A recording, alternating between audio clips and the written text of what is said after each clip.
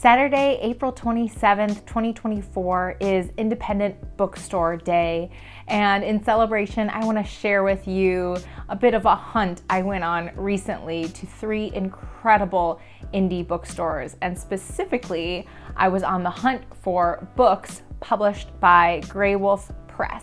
And I was on the hunt for Graywolf books because in May, I will be celebrating Graywolf's 50th anniversary with Sarah over at the channel Roadworthy with an event we're calling Gray in May. Graywolf is a leading independent publisher in the United States, and independent publisher simply means that the press is not owned by a large conglomerate or a multinational corporation. And so you tend to find that indie presses are less driven by profit and more driven by the particular mission or values or style that small press has in mind for the books that they want to publish and put out into the world. Graywolf Press is in fact a non-profit publisher of literary fiction, nonfiction, poetry, and what they call genre-defying literature. And they say that their aim is to foster new thinking about what it means to live in the world today. You know Graywolf whether you realize it or not, especially if you are a fan of literary fiction and narrative nonfiction. And if you are a reader of poetry, then you are already well aware that Graywolf puts out absolutely incredible poetry. So one big author that Graywolf has published a lot of books from, but it's an author that maybe a few years ago, if I had mentioned their name, a lot of people would have not recognized it, but now I think a lot of people will recognize one of Graywolf's authors, Percival Everett. They've published a lot of Percival Everett's novels, though notably not his most recent novel, James. So I own a ton of Graywolf books already, so this hunt that I went on recently was harder than I thought it would be because it was hard for me to find books, Graywolf books, that I don't already own. So let's see how I did. Okay, we gotta pause here and apologize for the extremely loud construction that is happening across the street. And I know this kind of thing happens all the time in YouTube videos, but it is like a knife to my heart because it is construction on a multi-million-dollar house going in right across the street in my neighborhood that I love desperately, that I can no longer afford to live in. So to be interrupted by construction on this ridiculous house across the street is just really freaking annoying. And I'm going to go on and share my first bookstore that I want to share with you, which is right in the heart of the neighborhood that I so desperately love, and is a big reason why I love it.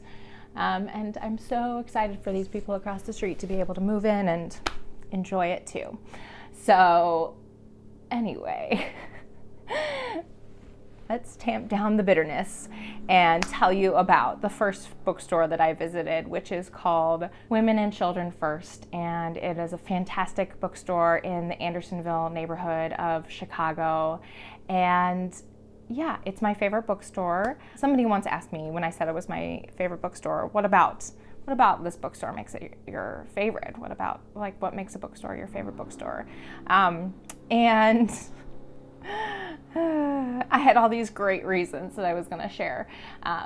Maybe I will in another video, but I'm finding that noise very distracting. So instead, I'm going to turn that into a question and ask you to comment below.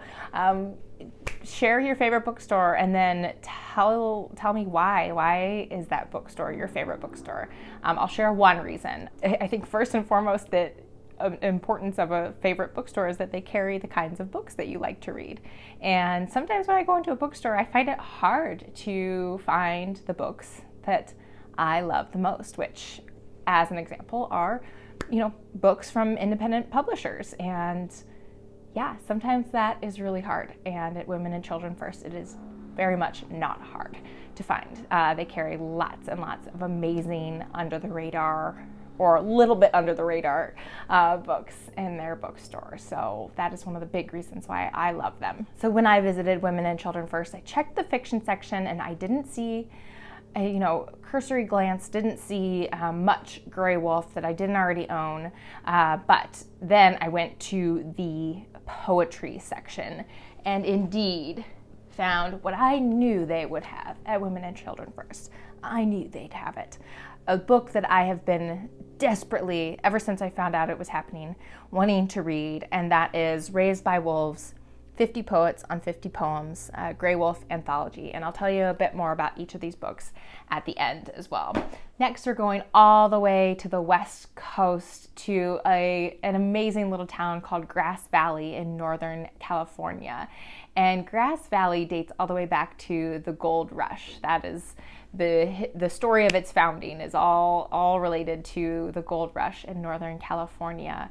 And Grass Valley has the most amazing, adorable downtown. And right in the heart of that downtown is an incredible bookstore called The Bookseller. The Bookseller is a paradise, especially for children's books. So if you find yourself in Grass Valley, California, and if you have kids or if you love children's books, definitely check out The Bookseller and visit their basement, which is entirely devoted to children's literature. It's so cute.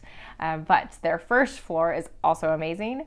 And I headed straight to the poetry section. I knew they would have Graywolf there. And I couldn't carry a lot of big, weighty books back with me from California. So I thought a slim poetry collections would fit the bill. And indeed, I picked up Removal Acts by Erin Marie Lynch and Low by Nick Flynn. And the last bookstore that I visited on this little hunt is back in Chicago. We're back in the Midwest, and on my lunch break one day, I walked over to the amazing bookstore called Afterwards, and it is located pretty much downtown Chicago. I would say maybe like the River North neighborhood, if I had to name an exact neighborhood, though I'm not entirely sure where the borders of River North are. But Afterwards is such a cool store. They sell both new and used books. They have a great first floor. You walk in and they let you know immediately that there are more books downstairs. And then you go downstairs and you see a giant basement level with just rows and rows and rows of books. It is so cozy. It is fantastic. Fiction, the general fiction books kind of wrap their way around the room in the basement level. And so I walked the whole length of it and I found a ton of Graywolf books, a ton. And I own every single one of them. So it was a back upstairs to the poetry shelf where, lo and behold, a book that I have been meaning to buy and wanting to check out for absolute ages. And that is Just Us, An American Conversation by Claudia Rankine. And yep, that was it. I knew it. I'd found my Graywolf book. And I did not realize this book was so hefty. You know, I've seen it everywhere. I've been wanting to pick it up for a while. I didn't realize what an objet this is. This is incredible. It's a beautiful book. Okay, so let's hear a little bit more about each of these books, just a little bit. So what did I buy? As you've noticed, it is all poetry, which I think is also very fitting because I bought all of these books in April, which is National Poetry Month. Anyway, is it national? I don't know the exact title of the month, but April is Poetry Month. So I think it's actually quite fitting that I focused on Graywolf poetry in the month of April to get me ready for Gray in May next month. So Just Us is actually not just poetry after all that. Just Us is also essays, and there's a lot of photographs and visual art in here. And let's see, what do we have to say about Just Us? Let's show maybe some of the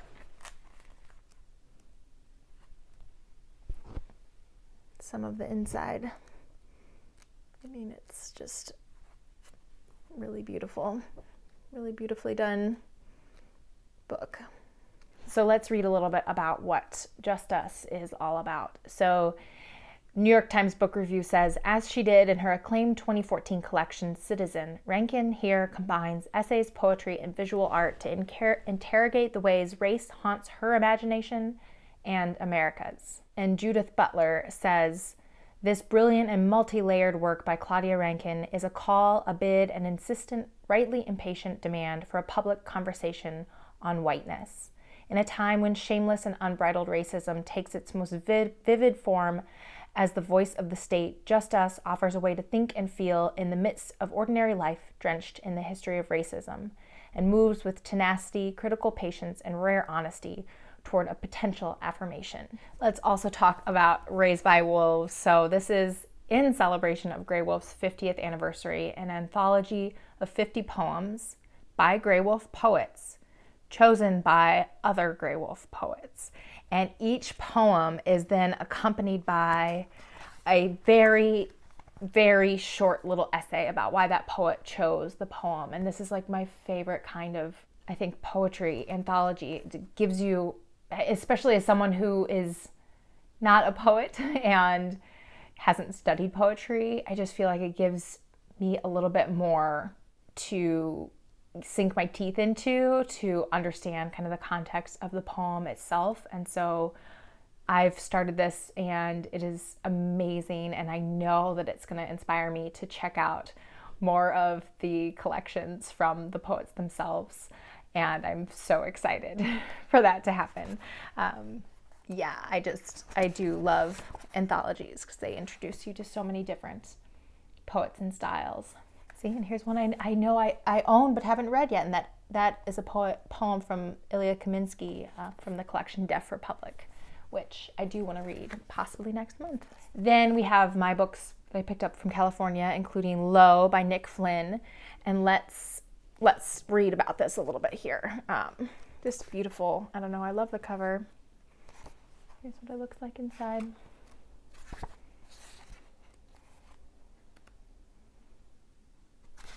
Dear Maggot. Love it. Okay. It says, Nick Flynn's Low explores the jaggedness of memory and what is salvageable when the past is broken by loss, violence, and trauma. Despite its existential reverberations, this collection is a celebration of desire in all its forms. The desire for home, the desire to be held, the desire for people to be kind to each other, the desire to understand where we are from and what we can do to make the best of that. I think I picked this up and I flipped to a poem and read it, and I don't remember what the poem was, but that's what made me decide to get it, which is often how I will choose a poetry collection, is I will try to read a poem from the collection and help that guide me. And then finally, Removal Acts by Erin Marie Lynch. Let's take a little look. This is a nice big collection. By big, I mean like this way. I just love it when, I don't know, I love that about poetry collections. They're all so, they can be kind of unique sizes and shapes, both outside and on the inside. So Brandon Shimoda says, among the many things Erin Marie Lynch's poetry is teaching me are that the ancestors are walking in circles inside us. Transgenerational trauma often resembles the performance of seeking a form in which to reenact our beloved dead's undying. To be a descendant is to contribute to and fall through the weaving and fraying of the immemorial heirloom, and that the greatest loss, i.e. theft, is that of the future. I don't know exactly what any of that means, but it sounds beautiful. And Aria Aber says, using newspaper articles, family anecdotes, and photographs, these poems restlessly search for a different epistemology to scrutinize the myriad ways we disappear under self-inflicted or state-sanctioned violence. Furious and intelligent, Lynch's lyricism is always supreme and surprising. Her lines dance and swivel, and yet they injure me. This is a brilliant debut. So I thought it was fairly fitting to visit my favorite indie bookstores to buy books from my favorite indie publisher. Thank you so much for joining me on this journey. Happy Independent Bookstore Day. I'll talk to you next time. My name is Sarah. Bye.